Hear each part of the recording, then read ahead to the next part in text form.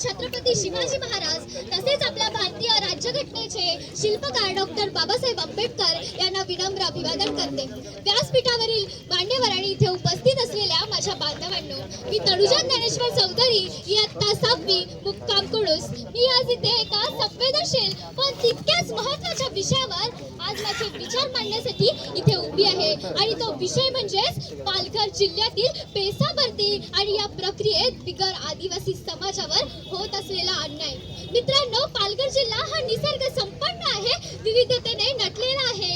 इथे वर्षानुवर्षांपासून आदिवासी आणि बिगर आदिवासी कुटुंबे गुण्यागोविंदाने एकत्र राहत आलेले आहेत। परंतु गेल्या काही कालापासून या पेसा कायद्याअंतर्गत झालेल्या या पदभरतीमुळे सामाजिक सलोख्यामध्ये काही अंशी अस्वस्थता निर्माण झालेली आहे।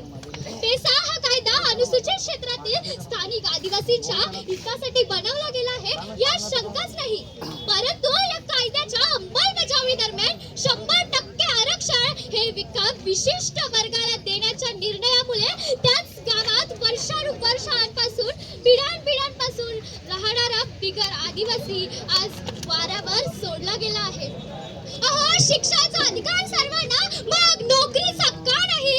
एकाच गावात, एका शाळेत, एकाच बाकावर बसून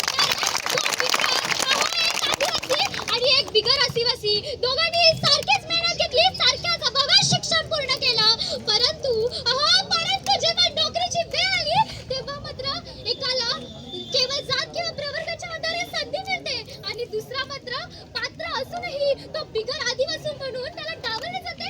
हेच आपल्या समाजाच्या बाबतीत झाले आहे। मग हा त्या गुणवंतदारी विद्यार्थ्यांवर झालेला अन्याय नाही का? अनेक बिगर आदिवासी कुटुंबे पालघरच्या दुर्गम भागात अनेक दशकांपासून राहतात। त्यांनी या मातीसाठी योगदान दिले आहे, परंतु त्यांना स्थानिक मानले जात नाही। अहो, हा तरुण आपल्या जिल्ह्यात, आपल्याच गावात जर नोकरी मिळवू शकत नसेल तर त्याने जायचे कुठे? आम्ही कोणत्याही समाजाच्या हक्काच्या विरोधात नाही।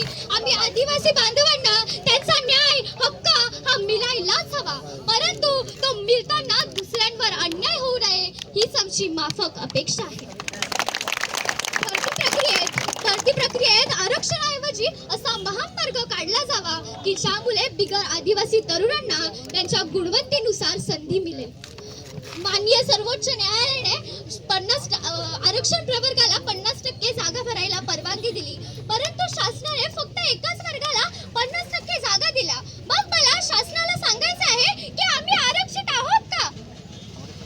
नोकरीच्या मुद्द्यावरून समाजात 2 गट पडून आहेत, म्हणून शासनाने तातडीने संवाद साधून हा प्रश्न सोडवावा।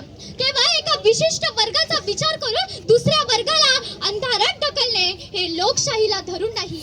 मी प्रशासनाला आणि सरकारला विनंती करते की तुम्ही कृपया बिगर आदिवासींच्या तरुणांच्या डोळ्यातील अश्रू आणि त्यांच्या भविष्याची चिंता ओळखा आणि त्यांनाही या जिल्ह्याच्या विकासात भागीदार होण्याची संधी द्या, नाहीतर या जिल्ह्यातून सर्वात जास्त मतदान करणाऱ्या बिगर आदिवासी तरुणांना तुम्ही न्याय सर्वांसाठी समान असायला हवा आणि पालघरचा विकास व्हायचा असेल तर इथल्या प्रत्येक तरुणाच्या हातात काम घेणं हे गरजेचं आहे।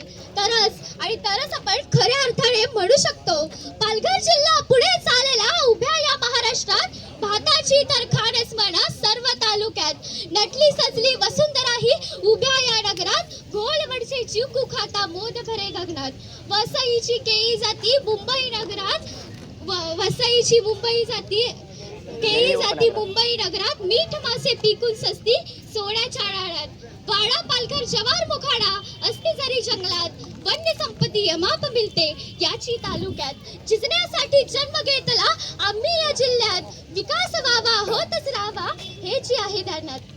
आणि म्हणूनच आपल्या बिगर आदिवासी तरुणांना न्याय मिळणं हे गरजेचे आहे, म्हणून सरकारला ही माझी कळकळीची विनंती आहे। धन्यवाद। जय हिंद, जय महाराष्ट्र।